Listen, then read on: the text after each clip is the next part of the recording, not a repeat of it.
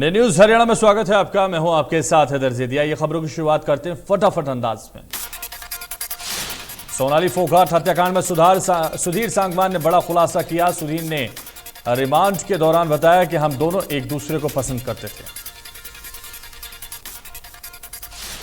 सुधीर सांगवान ने बताया कि मैं और सोनाली फोगाट के साथ लिव इन में थे। सुधीर से पूछताछ के बाद गोवा पुलिस का दावा। इससे पहले सोनाली फोगाट की मौत के कुछ घंटे बाद सुखविंदर सांगवान का वीडियो सामने आया था, जिसमें सुखविंदर के हाव भाव से दुखी नहीं लगता है। ये वीडियो गोवा के द ग्रैंड लियोन रिजॉर्ट का है, जिसमें सुखविंदर के चेहरे पर कोई अफसोस या शिकन नहीं दिखाई दे रही है।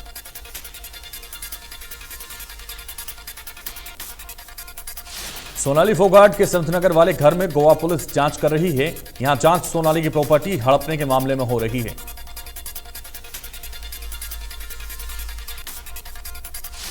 गोवा पुलिस सोनाली फोगाट हत्या मामले में सोनाली की कार की भी जांच कर सकती है। ग्रीन सोसाइटी की पार्किंग में कार खड़ी है।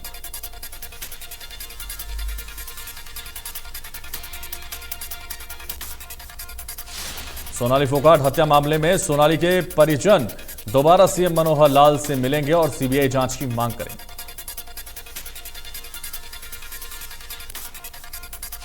सूत्रों के मुताबिक सोनाली फोगाट की पोस्टमार्टम रिपोर्ट में चोट के 47 निशान मिले। डेथ सर्टिफिकेट से अलग बात निकलकर आई सामने, जिसमें गहरे चोट की बात का जिक्र है। Sonali case computer operator police की हिरासत से रिहा। सोनाली के परिजनों के कहने पर पुलिस ने शिवम को छोड़ा। शिवम ने पुलिस से कहा, नहीं कोई चोरी।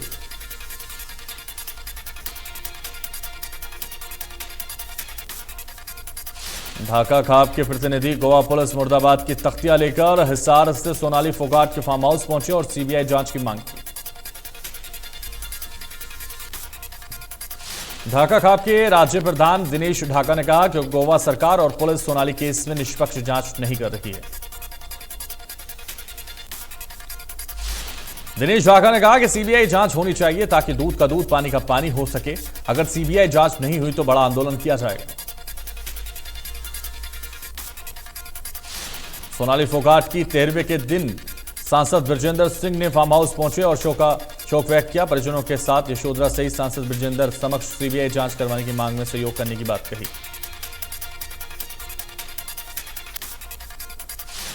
आम आदमी के पूर्व प्रदेश अध्यक्ष नवीन जयहिंद सोनाली फोगाट के आवास पहुंचे और कहा कि अभी तक सीबीआई जांच के आदेश नहीं दिए गए हैं और गोवा पुलिस का मतलब सबूत गायब। नवीन जयहिंद ने कहा कि सोनाली के परिवार को न्याय मिलना चाहिए और हरियाणा सरकार को तुरंत सीबीआई जांच के आदेश दे देने चाहिए।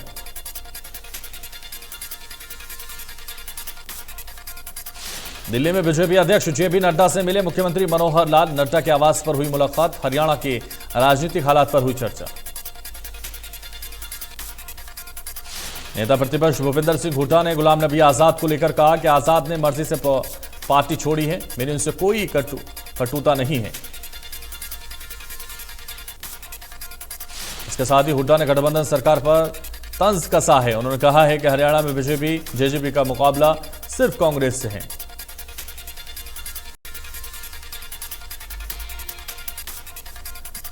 केंद्रीय मंत्री राव इंद्रजीत ने धारूहेड़ा के बबलर पर्यटन केंद्र सभागार में अधिकारियों के साथ बैठक की। अधिकारियों की मौजूदगी में केंद्रीय मंत्री राव इंद्रजीत सिंह कई जरूरी दिशा निर्देश दिए। धारूहेड़ा क्षेत्र में जलभराव की समस्या के स्थायी समाधान के लिए राजस्थान और हरियाणा के अधिकारी बैठक में मौजूद रहे। मंत्री राव इंद्रजीत दोनों राज्यों के अधिकारियों को पानी का पर्याप्त बंदोबस्त करने के निर्देश दिए।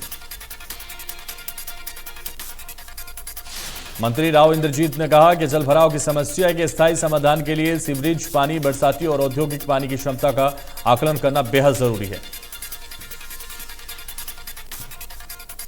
हरियाणा विधानसभा चुनाव के बाद से ही पूर्व सीएम भूपेंद्र सिंह हुड्डा, पार्टी नेता कुमारी शैलजा एक दूसरे पर जमकर बरस रहे हैं। हरियाणा में कांग्रेस के इन दिनों ही दोनों नेताओं के गुट बन चुके हैं।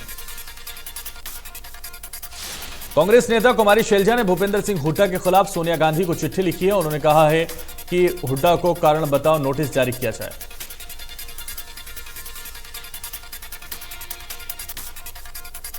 महिला एवं बाल विकास मंत्री कमलेश ढाणा ने प्रदेश भर में शुरू हो रहे पोषण माह के लिए संतुलित आहार किट और पोषण कैलेंडर का लोकार्पण किया। उन्होंने विभिन्न विभागों के सामंजस्य के साथ महिला एवं स्वास्थ्य पोषण भी पढ़ाई भी और जल संरक्षण और प्रबंधन के लक्ष्य के अनुरूप विशेष कार्य योजना के अनुरूप अधिक से अधिक भागीदारी निभाई। हरियाणा में आज से सफर करना महंगा हो गया है। NHAI ने देश भर में टोल फ्री दर बढ़ाई है, जिसके बाद करनाल में भी टोल टैक्स की दरें महंगी हो गई। करनाल जिले के बस्ताड़ा, घग्गर और लाडोवाल टोल प्लाजा पर भी टोल की दरें बढ़ा दी गई, जिसके बाद अब वाहन चालकों को पहले की तुलना में ज्यादा टैक्स चुकाना पड़ेगा। NHAI ने कार पर लगने वाले टोल टैक्स में 20 रुपए की बढ़ोतरी की है, जबकि हल्के कमर्शियल वाहनों के लिए 30 रुपए और ट्रक बस पर लगने वाले टोल टैक्स में 55 रुपए की बढ़ोतरी की गई।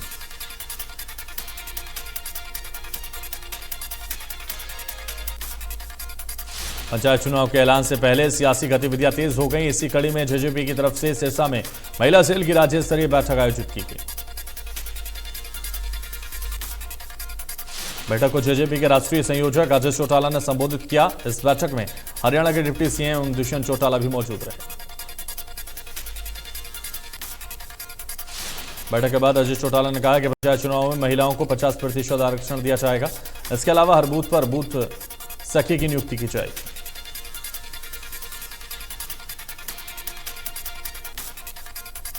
हरियाणा चुनाव आयुक्त ने कहा कि पंचायत चुनाव का इंतजार जल्द ही खत्म होगा। 1 सप्ताह के अंदर घोषित हो सकती है चुनाव की तारीख।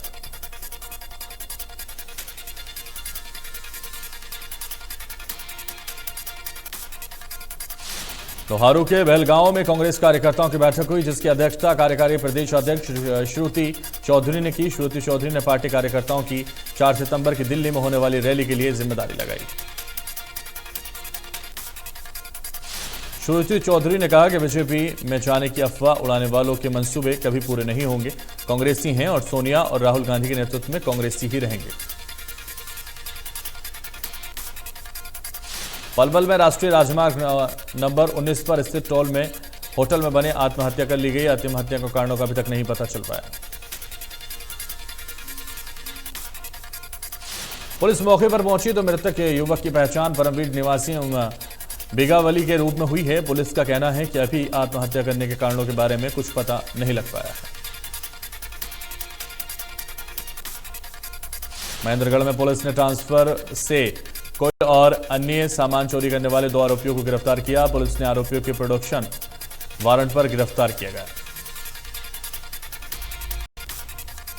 फतेहाबाद के हंस मार्केट इलाके में दुकानदार ने रेहड़ी चालक को दुकान के आगे लगाने से इनकार कर दिया, तो रेहड़ी चालक ने दुकानदार पर हमला कर दिया।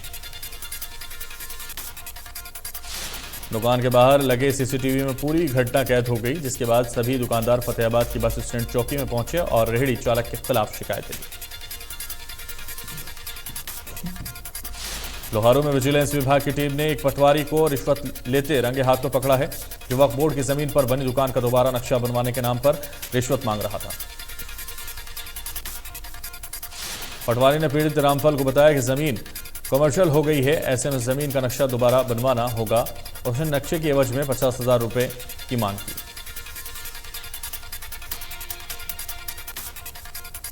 महेंद्रगढ़ के झगटोली गांव में देर रात किसी ने शराब के ठेके में आग लगा दी। इस दौरान दुकान में सो रहा सेल्समैन आग की चपेट में आ गया। वहीं आग लगने से सेल्समैन को सामान्य अस्पताल में भर्ती करा दिया गया। फिलहाल पुलिस ने मामला दर्ज कर आगे की जांच शुरू कर दी है।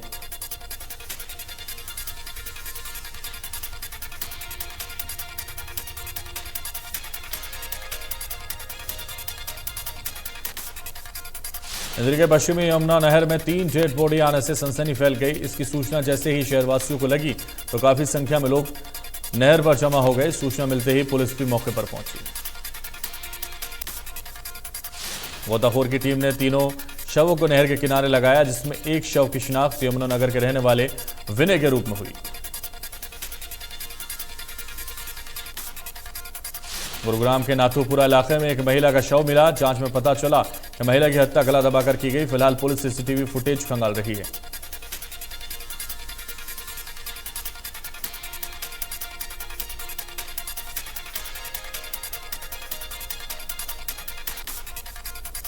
सोनीपत में मिनी सचिवालय के बाहर ग्रामीणों ने विरोध प्रदर्शन किया। प्रदर्शनकारियों का कहना है कि घरों में पेयजल सप्लाई नहीं हो रही है, जिसकी वजह से काफी परेशानियां बढ़ गई हैं।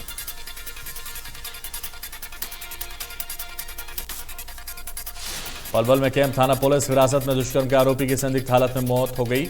मृतक के परिजनों ने जमकर रोष किया।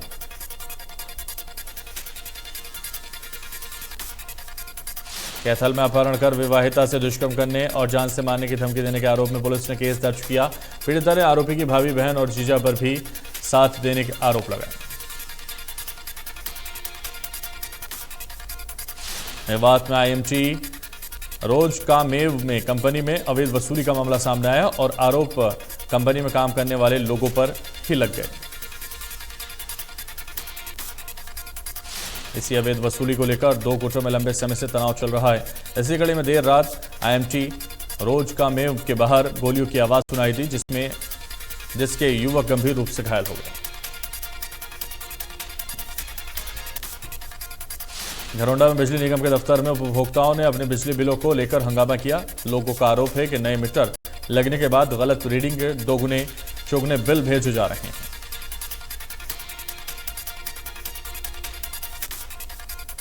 पानीपत के सिविल अस्पताल में इस्तुराना के रहने वाले दंपति ने अस्पताल के नर्सों और कर्मचारियों पर बच्चा बदलने के आरोप लगाए हैं। दोनों बच्चों को डिस्चार्ज करते समय हाथ पर जो टैग लगे थे वो अलग पाए गए हैं। हरिद्वार से शुरू की गई संत जागृति यात्रा बुधवार को स्थानीय हालूवास गेट स्थित सिद्धपीठ बाबा जहरगिरी आश्रम में पहुंची। दौरान अनेक संतों और श्रद्धालुओं ने संत जागृति यात्रा का स्वागत किया। यात्रा हरिद्वार से जूनागढ़ अखाड़े में महामंडलेश्वर नरसिंहानंद गिरी की तरफ से शुरू की गई, जिसमें संदेश वाहक बालयोगी ज्ञाननंद नाथ ने बाबा जहरगिरी आश्रम के पीठाधीश्वर डॉक्टर अशोक गिरी महाराज को संदेश पत्र दिया। मानेसर में 1810 एकड़ जमीन अधिग्रहण मामले में किसानों ने प्रदर्शन किया और जिला उपायुक्त को आत्महत्या के लिए ज्ञापन सौंपने के लिए कहा। फतेहाबाद के गांव ढाड़ी सांचला और ढाड़ी भोजराज के ग्रामीण लघु सचिवालय पहुंचे और डीएसपी अजय सिंह को कार्रवाई को लेकर मांग पत्र सौंपा। ग्रामीणों का कहना था कि डेरे में किसी क्रिया को लेकर तंत्र मंत्र किया गया है। इसकी एक वीडियो भी सामने आई है। ग्रामीणों ने बाबा को डेरे से बाहर निकाल दिया। वहीं अब ग्रामीण बाबा पर कार्रवाई की मांग कर रहे हैं।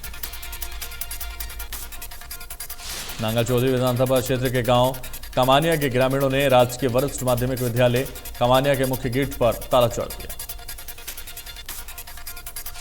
सरकार की ट्रांसफर पॉलिसी का विरोध करते हुए ग्रामीणों ने स्कूल में कक्षा 6 से 10 तक साइंस के अध्यापक की बदली और पीटीआई के तबादले को लेकर ताला लगाया।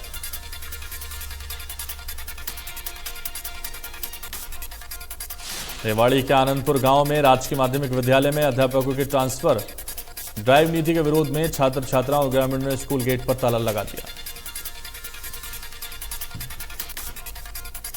यमुनानगर के दर्जनों गांवों को एक दूसरे से जोड़ने वाली माजरा सड़क की हालत खस्ता है, जिसकी वजह से आए दिन यहां हादसे होते रहते हैं। सड़क की खस्ता हालत के बारे में कई बार प्रशासन को शिकायत की गई, लेकिन अभी तक समस्या का समाधान नहीं हुआ है।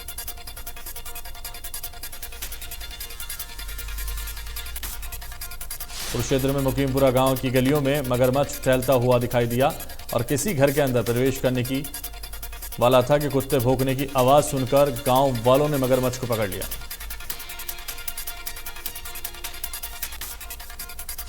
मौसम के बदलते ही अस्पतालों में मरीजों की संख्या बढ़ती जा रही है। अगर आंकड़ों की बात करें तो डॉक्टरों का कहना है आम दिनों की तुलना में 20% मरीजों की संख्या बढ़ी है।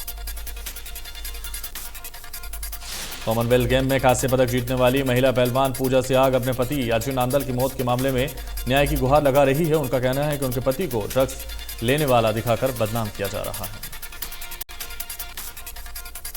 उन्होंने कहा कि इस मामले में उसके 2 आरोपी दोस्तों से पुलिस अगर कड़ाई से पूछताछ करे तो सारा मामला निकलकर सामने आएगा, लेकिन पुलिस की कार्यप्रणाली से संतुष्ट नहीं है। वहीं मां का भी कहना है कि कम से कम मौत के बाद बेटे पर बदनामी का दाग ना लगाओ। 27 अगस्त को राष्ट्रीय पहलवान अजय नांदल की एक निजी अस्पताल में संदिग्ध परिस्थितियों में मौत हो गई।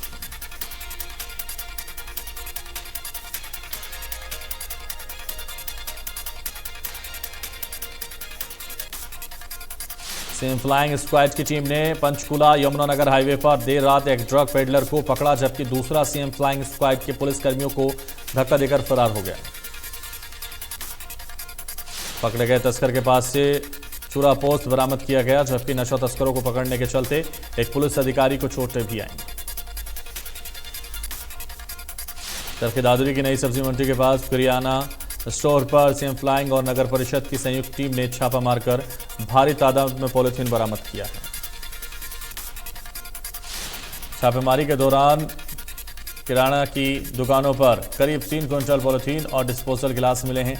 दुकानों पर छापेमारी कर पॉलिथीन और डिस्पोजल जब्त किए गए और नगर परिषद ने 1.25 लाख के करीब चालान भी किए।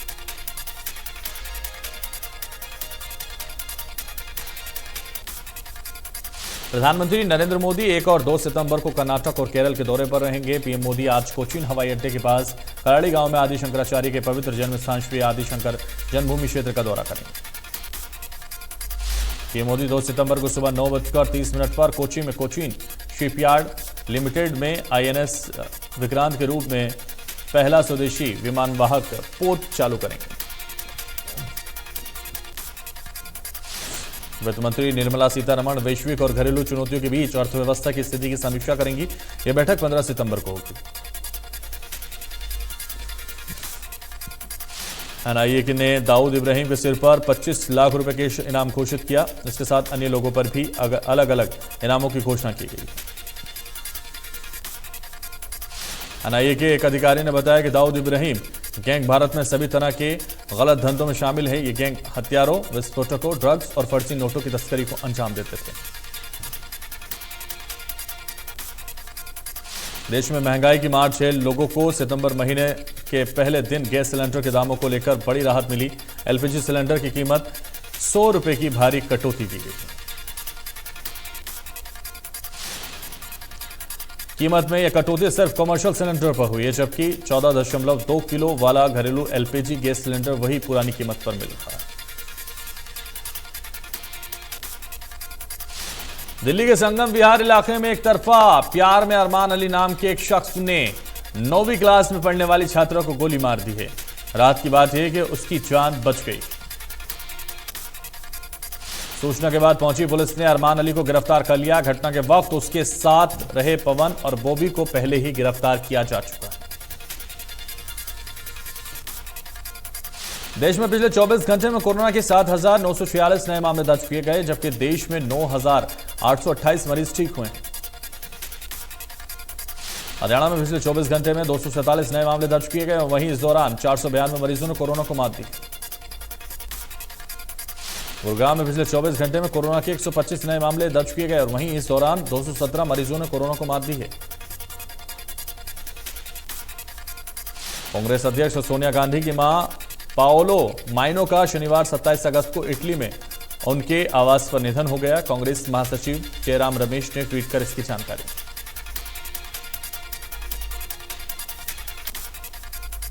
कांग्रेस अध्यक्ष सोनिया गांधी की मां पाओलो माइनो के निधन पर प्रधानमंत्री मोदी ने शोक संवेदना व्यक्त की। प्रधानमंत्री ने एक ट्वीट में कहा, सोनिया गांधी जी की मां पाओलो माइनो के निधन पर मेरी श्रद्धांजलि। ईश्वर उनकी आत्मा को शांति प्रदान करे। उत्तर प्रदेश के मिर्जापुर में गंगा नदी के जलस्तर बढ़ने से निचले इलाकों में लोग जलभराव की समस्या से जूझ रहे हैं। केरल के कोट्टायम में लगातार बारिश के चलते घरों और रास्तों में जलभराव के चलते बाढ़ जैसे हालात बन गए। स्थानीय लोगों को परेशानी का सामना करना पड़ रहा है। भारत ने बुधवार को Asia cup T20 cricket match में हांगकांग को 40 रन से हराकर सुपर 4 में प्रवेश किया। टीम इंडिया ने टूर्नामेंट के शुरुआती मैच में पाकिस्तान को 5 विकेट से हरा दिया था। भारत ने ग्रुप चरण के दोनों मुकाबले जीतकर सुपर 4 में जगह बना ली है। हांगकांग ने टॉस जीतकर पहले गेंदबाजी का फैसला किया था। पहले बल्लेबाजी करते हुए भारत ने 2 विकेट खोकर 192 रनों का विशाल स्कोर खड़ा कर दिया। जवाब में हांगकांग की टीम 5 विकेट पर 152 रन ही बना सकी। भारत के लिए विराट कोहली और सूर्य कुमार यादव ने अर्धशतक लगाया।